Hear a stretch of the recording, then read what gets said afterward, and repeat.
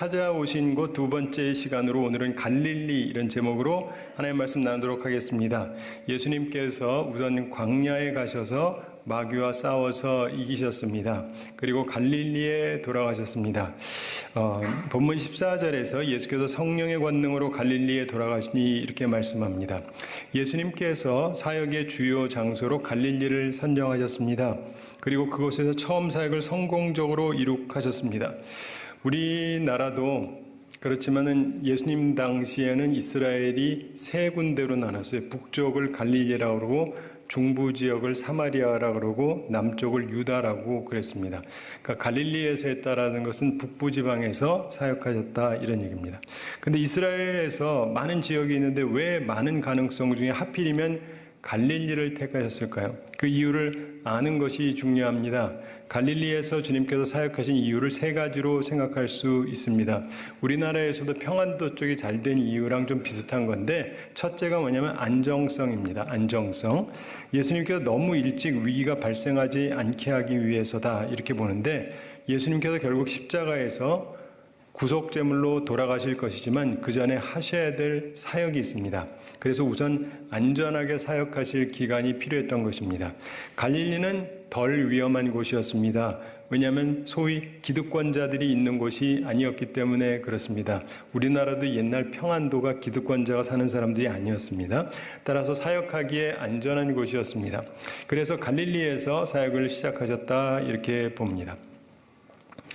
우리들이 행복한 부부들의 비결을 연구해 본 바에 의하면 행복한 부부의 특징 중에 하나, 그게 다는 아니지만 그 중에 하나가 서로 고집을 부리지 않는다 이렇게 얘기를 합니다. 누구나 바라는 바가 있죠.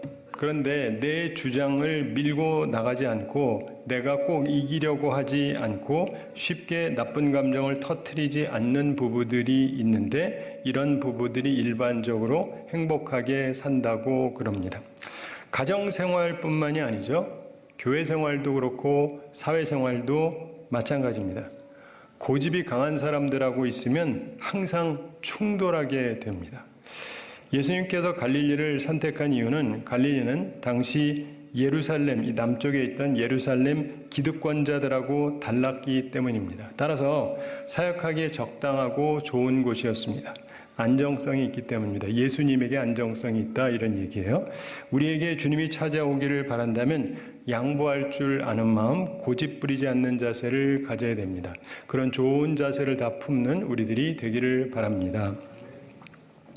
갈릴리 선택의 두 번째 이유는 예언 성취입니다. 뭘 성취한다고요? 예언 성취. 갈릴리의 필요를 채워줌으로써 예언을 성취하기 위함이다 이렇게 봅니다. 많은 예언의 말씀들이 있습니다만은 특별히 이사야 61장 1절부터 3절의 말씀 우리가 기억할 필요가 있는데 주 여호와의 영이 내게 내리셨으니 이는 여호와께서 내게 기름을 부으사 가난한 자에게 아름다운 소식을 전하게 하려 하심이라. 나를 보내사 마음이 상한 자를 고치며 포로된 자에게 자유를, 갇힌 자에게 노임을 선포하여 여호와의 은혜의 해와 우리 하나님의 보복의 날을 선포하여 모든 슬픈 자를 위로하되 무릇 시온에서 슬퍼하는 자에게 화관을 주어 그 죄를 대신하며 기쁨의 기름으로 그 슬픔을 대신하며 찬송의 옷으로 그 근심을 대신하시고 그들이 의의 나무 곧 여호와께서 심으신 그 영광을 나타낼 자라 일컬음을 받게 하려 하심이라 이렇게 말씀했습니다. 바로 이 예언의 말씀들을 실천하기 위해서 실현하기 위해서 갈릴리를 택한 것입니다. 특별히 하나님의 은혜해 이게 주빌리를 얘기하는 거예요. 50년 만에 찾아오는 은혜해를 뜻합니다. 그때가 되면 가난한 자가 제일 좋아요. 왜 좋은지 아세요? 받게 되기 때문에. 다 자기 몫이 있거든요. 다 뺏겼던 것 다 돌려받습니다. 공산주의 사회 얘기하는 거 아니에요? 하나님은 우리 모두에게 주기를 원하시는 분이에요. 그래서 기회가 다 주어집니다. 그러니까 좋은 거죠. 예전에 노벨 평화상을 받았던 테레사 수녀 유명하죠? 이분에게 그때 노벨 평화상을 받던 날 한 기자가 이런 질문을 했답니다. 세계 평화를 위해서 가장 긴급한 일이 무엇이라고 생각하십니까? 여러분은 어떠세요? 지금 세계 평화를 위해서 가장 긴급한 일이 뭘까? 그때 테레사 수녀가 이렇게 웃으면서 답했다 그럽니다. 기자 선생님한테. 기자 선생님께서 빨리 집에 돌아가셔서 가족을 사랑하시는 게 가장 긴급한 일입니다. 맞죠? 집안에서 3차 대전이 일어나고 있는데 세계 평화가 무슨 상관이에요? 그렇죠? 내 가정부터 평화하는 것이 세계 평화를 위해서 가장 긴급한 일이 맞습니다. 예수님께서는 우리에게 희락, 즉 기쁨을 주기 위해서 이 땅에 오셨습니다. 주님께서 우리에게 전하시는 게 유앙겔리온, 좋은 소식, 굿뉴스입니다. 이것은 예언이며 성취되는 것인데 사랑하는 성도 여러분, 그 예언이 여러분에게 성취가 되었습니까? 기쁘세요? 자유하세요? 행복하세요? 예수님께서는 예언 성취를 위해서 갈릴리를 선택하셨습니다. 우리가 선교를 하면서도 보면 그래요. 이들이 수용성 있는 데들 가잖아요. 기적이 일어나요. 못 살던 사람들이 잘 살게 돼요. 거의 예외가 없어요. 사랑하는 성도 여러분, 주님의 말씀은요, 그냥 상상 속에서가 아니라 실현되는 거예요. 내 마음이 갈릴리 같아야 참된 기쁨, 자유, 행복을 누릴 수 있습니다. 여러분도 꼭 그런 마음을 가져서 그런 은총을 누리시는 사람들이 다 되시기를 바랍니다. 자, 갈릴리 선택의 세 번째 이유는 어떤 면에서 가장 중요한 건데요. 이들의 수용성 때문입니다. 뭐라고요? 수용성. 예. 이것은 예언 성취를 위해서 꼭 필요한 자세입니다. 열린 마음을 가지고 있었던 거예요. 수용성이 있다는 건 열린 마음을 가진 건 어떤 마음이라고요? 열린 마음. 그렇습니다. 준비된 마음을 가지고 이들은 있었습니다. 성령께서 택하신 곳 갈릴리, 바로 이것을 깨달아서 우리의 마음을 갈릴리처럼 만들어야 하는 것입니다. 그래야 하나님의 은총을 입기 때문입니다. 갈릴리는 독특한 특성을 가지고 있었습니다. 무엇보다 수용성이 있었어요. 바로 이런 특성이 있는 곳에 주님의 성령의 권능이 임했던 것입니다. 따라서 우리는 이 자세를 반드시 가져야 합니다. 이 갈릴리 지방은 남북으로 한 80km 정도, 동서로 약 40km 정도 되는 팔레스타인 북쪽에 위치한 지방인데, 갈릴리라고 하는 그 명칭 자체가 하나의 둘레를 의미하는 것입니다. 그렇게 불리게 된 이유는 비유대 민족들로 둘러싸여 있기 때문입니다. 따라서 갈릴리는 새로운 영향을 많이 받아서 진취적인 기상이 풍부한 지역이었습니다. 우리나라에서는 옛날에 평안도가 그랬죠. 만주, 중국 이런 데랑 연결되어 있어서, 즉 팔레스타인에서 가장 진보적인 지역, 즉 가장 보수적인 색채가 옅은 지방이었습니다. 가장 수용성이 있는 지역이었습니다. 요즘 우리가 얘기하는 사상적 진보 보수 이런 게 아니고 마음이 열려 있었다 이거예요. 이해가 되시죠? 역사학자 요세푸스의 글을 보면 갈릴리 사람들에 대해서 이런 설명이 나옵니다. 그들은 언제나 혁신을 좋아하고 천성적으로 변화를 좋아했다. 이들은 성급하고 쉽사리 싸움에 말려들긴 했는데 갈릴리 사람들은 용감한 사람들이었다. 그들은 실리보다 명예를 중하게 여겼다. 이런 종류의 설명이 나옵니다. 이런 땅에서 예수님께서 행동을 시작하셨습니다. 변화를 싫어하지 않는 사람, 용감한 사람, 이런 사람들에게 주께서 찾아오셨고 성령의 역사가 그 땅에서 이루어졌던 것입니다. 수용성이 있는 곳에 주님께서 주된 사역을 하셨던 것입니다. 레오나르도 다빈치 유명하죠. 모나리자를 그린 세계적인 화가로 유명합니다. 근데 이분은 단순한 화가가 아니고 그야말로 다방면의 전문가였다 그러죠. 그는 과학자였고 천문학자였고 지리학자였고 기술자였고 식물학자였고 심리학자였고 그리고 해부학자였다 이렇게 얘기합니다. 그야말로 이 사람처럼 다방면의 전문가는 이 세상에 없었다고 그럽니다. 근데 그는 본래 매우 불행한 환경에서 자랐습니다. 어머니가 일찍 돌아가셨고 그의 아버지는 있었는데 어떤 소녀하고 함께 행방불명이 됐어요. 사라져버렸어요. 그래가지고 부모 없이 할머니 손에 길러졌습니다. 그러나 그의 할머니로부터 위대한 유산을 받았습니다. 뭐겠습니까? 믿음이었습니다. 내게 능력 주시는 자 안에서 내가 모든 것을 할 수 있다. 이 믿음을 가지고 자랐습니다. 그는 불행한 환경에서 자랐지만 수용성을 가진 사람이었고 결국 최고의 화가로 그리고 여러 분야의 전문가로 세상의 주목을 받는 사람으로 성공을 했던 것입니다. 사랑하는 성도 여러분, 우리는 항상 열린 마음, 준비된 마음을 가지고 있어야 됩니다.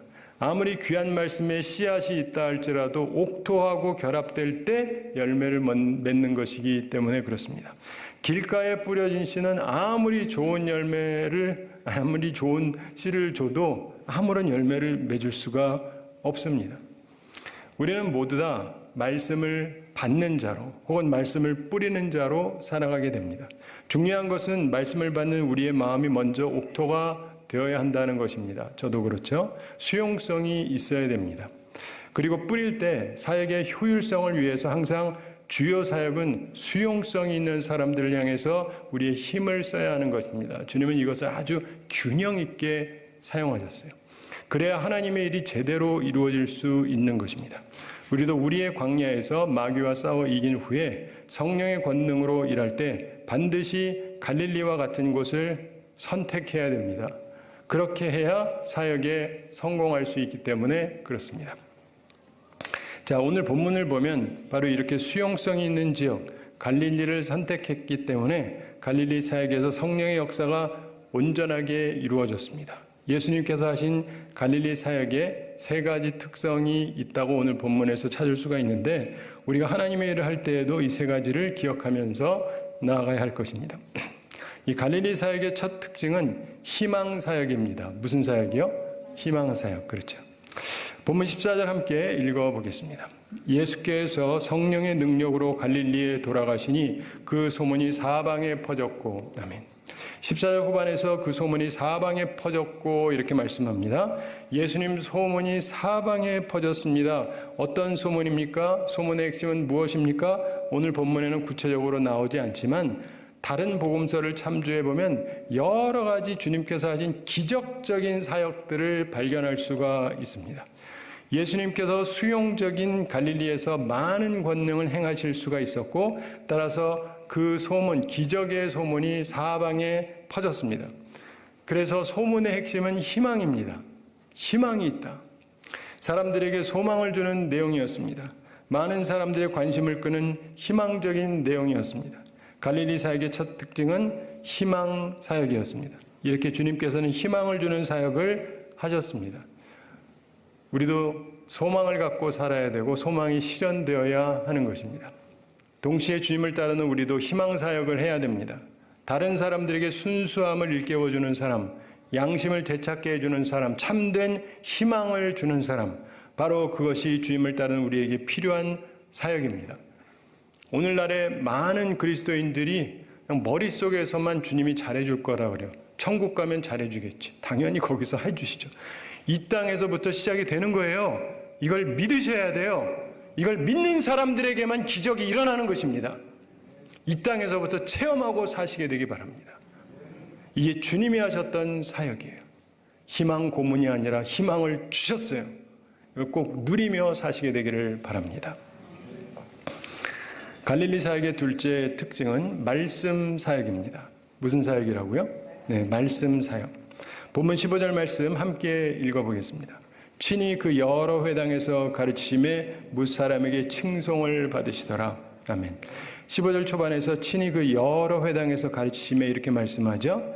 예수님의 사역은 회당에서 시작이 되었다고 말씀하고 있습니다. 회당을 중심으로 한 사역이었어요. 초기에는 이스라엘 사람들에게 회당은 종교생활, 신앙생활의 중심지였습니다. 당시 이스라엘의 성전이라고 일컬어지는 곳은 딱 하나밖에 없었습니다. 그러나 그들의 율법에 의하면, 율례에 의하면 유대인 10세대 이상 있으면 어느 곳에든지 회당이 있어야 됐습니다. 따라서 사람들은 회당에 모여서 예배를 드렸습니다. 회당이 하지 않는 것은 희생제물을 드리지 않는 것입니다. 성전은 제물을 드리기 위해서 세워진 것이고 회당은 가르침을 위해서 세워졌기 때문입니다. 회당은 오늘날 교회와 상당히 비슷한 곳입니다. 예수님께서 지금 이 세상에 오신다면 그 사역의 중심지는 교회가 될 것입니다. 예수님의 사역에서 회당, 즉 오늘날의 교회가 중심에 있었습니다. 우리는 이 부분에 집중할 필요가 있습니다. 예수님께서 회당에서 무엇을 하셨습니까? 가르치셨다 이렇게 되어 있어요. 친히 그 여러 회당에서 가르치시며 예수님께서 하신 회당 사역의 핵심은 바로 말씀 사역이었습니다.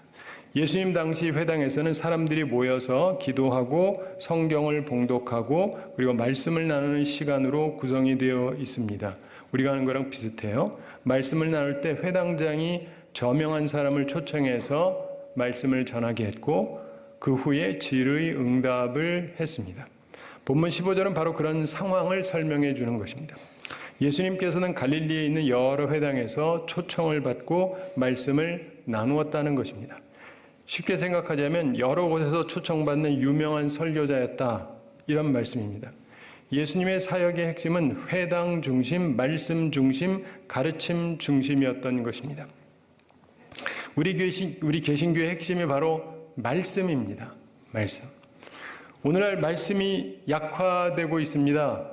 그래서 교회들이 다 약화되고 있어요. 그런데 그러면서 다른 사역에 집중하는 교회들이 많아지고 있습니다. 진짜 중요한 걸 안 하고 딴 거에 집중을 해요. 그러나 예수님께서 하신 회당 사역의 핵심은 말씀 사역이었습니다. 교회를 이끈 모든 신앙의 선배들, 역사를 보면 말씀 사역이 교회의 사역의 핵심이었어요. 오늘날에도 참으로 주께서 기뻐하시는 사역은 말씀 중심의 사역입니다. 우리 교회를 비롯한 모든 교회들이 거기에 힘써야 하는 것입니다. 그리고 여러분도 그것을 위해서 힘쓰고 도우셔야 마땅한 것입니다. 세계적으로 유명했던 아프리카 선교사 리빙스턴이 이런 고백을 한 적이 있습니다. 내가 말이 통하지 않는 데다가 아프리카에 가사니까 때로는 적대적인 태도를 보여주던 사람들 틈 속에서 포로 생활과 같은 나날을 살아가면서 용기를 잃지 않고 위로받은 것이 무엇이었는지 아십니까? 그것은 바로 성경 구절이었습니다. 볼지어다 내가 세상 끝날까지 너희와 항상 함께 있으리라, 바로 이 말씀이었습니다. 사랑하는 성도 여러분, 우리 삶의 참된 소망은 말씀으로부터 비롯되는 것입니다. 제가 한국을 떠나서 미국에 이민 가서 살 때에도 저에게 희망을 줬던 건 오직 하나님 말씀이었어요. 여러분들도요, 말씀을 붙잡고 사셔야 됩니다. 예수님 사역의 둘째 특징은 말씀 사역이었습니다. 우리 마음이 갈릴리 같으면 말씀을 들을 때 깨달음이 있게 돼요. 갈릴리 같지 않으면 아무리 앉아 있어도 깨달음이 하나도 안 생겨요. 자기 아는 것 말고는 하나도 들어오질 않습니다. 수용성이 없으니까. 동시에 주님을 따르는 우리도 말씀 중심 사역을 해야 됩니다. 말씀을 통해서 깨달음을 주는 것, 바로 이것이 우리에게 필요한 사역의 모습입니다. 자, 갈릴리 사역의 셋째 특징은 영광의 사역입니다. 무슨 사역이라고요? 영광의 사역. 그렇습니다. 본문 15절 다시 한번 함께 읽어보겠습니다. 친히 그 여러 회당에서 가르치심에 뭇 사람에게 칭송을 받으시더라. 아멘. 15절 후반에서 뭇 사람에게 칭송을 받으시더라, 이렇게 말씀합니다. 예수님의 사역은 높은 평판을 받았습니다. 말씀을 전했더니 사람들이 칭송하는 그런 사역이었습니다. 물론 이후에 반대 입장이 나옵니다만 초기에는 갈릴리의 봄처럼 아름다운 일만 있었습니다. 실제로 갈릴리를 가서 보시면 봄이 참 아름답습니다. 예수님에 대한 적의는 아직 표면화되지 않았을 때입니다. 예수님의 사역은 칭송을 받는 사역이었습니다. 사람들에게 희망을 주는 사역, 말씀을 가르치는 사역을 통해서 영광을 받으셨습니다. 참된 역사는 희망 사역 그리고 말씀 사역을 할 때 일어납니다. 그리고 그것은 결국 하나님과 우리에게 영광이 되는 사역이 되는 것입니다. 작가 중에 호레이스 월플이라고 하는 사람이 있었습니다. 이 사람이 태어난 지 6개월 만에 영어 알파벳을 전부 외웠다 그럽니다. 제 아들도 똑똑한데 1살 넘어서야 엄마를 했어요. 알파벳은 아예 못하고. 근데 6개월 만에 알파벳을 다 떴대요. 그런 애 없습니다. 그리고 2살이 되었을 때 글을 읽을 수 있게 됐다고 그래요. 와, 하나도 안 놀라시네. 3살 때는 역사적인 중요한 날들을 쉽게 암기하는 법을 고안해냈대요. 난 지금도 잘 못 외우겠는데 3살짜리가 어떻게 외울지를 고안해냈대. 이야, 그야말로 신동이었습니다. 이 애가 12살이 됐을 때 미국 최고의 명문 하버드 대학에 입학을 했어요. 하버드 중학교가 아니라 대학교에 중학교 가야 될 나이에 아니 대학교에 입학을 했대요. 그리고 졸업을 하는데 전 과목에서 A 학점을 받고 졸업했대요. A 빼고는 받은 게 없대. 참 대단한 사람이지 않습니까? 엄청나죠. 그런데 이런 천재가 별로 신통치 못한 글만 몇 편 남기고 48살에 죽었습니다. 그분 이름 모르시잖아요, 여러분들도. 그는 새빵에서 죽었는데 그의 소유물은 기차표뿐이었다고 그럽니다. 그가 취미 삼아서 열심히 수집한 미국 거의 모든 도시들의 기차표였다고 그럽니다. 그냥 여행은 좋아했던 것 같아요. 그것이 이 천재가 남겨놓은 가장 큰 업적이었다는 거예요. 탁월한 재능을 가지고 있었지만 그의 인생에서 남긴 것은 놀면서 여행하면서 그러다 기차표를 쌓아놓은 것이 다였다. 참으로 안타까운 일이지 않습니까? 사랑하는 성도 여러분, 많은 재능을 가졌지만 무의미하게 인생을 낭비하는 헛된 삶 살지 말아야 됩니다. 희망사역, 말씀사역이 있을 때 영광의 날도 오는 것입니다. 우리는 주님의 사역을 본받아 살아서 영광된 삶을 살아야 할 것입니다. 전국에 가서 주님과 함께 영원히 다스린다 그러는 거 아시죠? 네, 왕처럼. 이 땅에서부터 시작이 되는 거예요. 말씀을 마치기에 앞서서 우리가 한 가지 생각할 일이 있습니다. 결국 오늘 우리는 말씀을 통해서 중요한 한 가지 원리를 배우게 됩니다. 예수님께서는 말씀이 육신이 되신 분이지 않습니까? 말씀인데 육신이 되었다. 모든 신앙의 핵심은 말씀이에요. 모든 신앙의 핵심은 뭐라고요? 말씀. 맞습니다. 그런데 이 말씀이 갈릴리에서 열매를 맺었다는 사실을 본문에서 우리가 보았습니다. 수용성이 있는 곳이었기 때문에 그래요. 수용성이 있는 땅, 마음이 열려있는 사람들에 의해서 하나님의 역사가 일어나게 되었다는 것입니다. 사랑하는 성도 여러분, 여러분들의 마음은 어떻습니까? 갈릴리 땅입니까? 아니면 난 유다입니까? 아니면 사마리아입니까? 여러분의 마음은 수용성이 있으십니까? 열린 마음 맞습니까? 복음, 좋은 소식이 열매를 맺으려면 우리의 마음이 열려 있어야 돼요. 성탄의 계절을 맞아서 우리의 마음이 부드럽고 착한 마음이 되기를 원합니다. 하나님의 말씀이신 예수 그리스도를 수용하는 열린 마음들이 되시기를 바랍니다. 그래야 우리에게 참된 하늘의 평화가 임하기 때문입니다. 이것은 그냥 말로만이 아니라 실제적인 겁니다. 제가 여러분에게 참으로 바라는 것은 그냥 그런가 보다 아멘 그로 끝나는 게 아니라 이게 실제로 느껴지시고 체험돼야 돼요. 기독교는 사상이 아니에요. 실체라고요. 실체. 천국도 실체예요. 이 땅에서 우리가 누리고 누려야 되는 것입니다. 한 가지 이야기 말씀드리면서 오늘 말씀을 마치겠습니다. 갈릴리와 같은 마음, 열린 마음, 수용적인 마음을 가진 몇 사람에 대한 이야기를 해드리겠습니다. 첫째로 조지 이스트만이라는 사람이 있었는데 이 사람은 은행에서 말단 행원으로 일을 했습니다. 근데 그분에게 취미가 있었어요. 사진 찍는 취미가 있었습니다. 그래서 전환을 했습니다. 그리고는 세계적으로 유명한 코닥 필름 그 회사를 이분이 설립한 거예요. 그 다음에 둘째로 엘리자베스 아덴이라고 하는 여자 속기사가 있었습니다. 그냥 누가 말하고 그러면 이제 쓰는 사람이죠. 이 여성은 근데 얼굴 마사지하는 일에 취미가 있었습니다. 속기사가 얼굴 마사지 잘하면 뭐예요? 그런데 그걸 자기가 잘하니까 전환을 했습니다. 그래서 자기 재능을 살려서 화장품 회사를 만들었어요. 그래서 자기 이름을 따서 유명한 화장품 회사 엘리자베스 아덴의 주인이 되었습니다. 셋째로 윌 켈로그라고 하는 사람이 있는데 빗자루 만드는 공장의 매니저로 일하고 있었습니다. 근데 이분은 아침에 옥수수를 가지고 튀겨가지고 아침 식사에 콘플레이크를 만들어서 먹고는 했습니다. 그러다가 이 사람도 전환을 통해서 세계적으로 유명한 켈로그 콘플레이크를 만들었습니다. 우리나라에서도 많이들 먹죠. 네 번째로 아이작 싱어라고 하는 옛날 어떤 사람이 있었는데 이 사람은 연극 배우였습니다.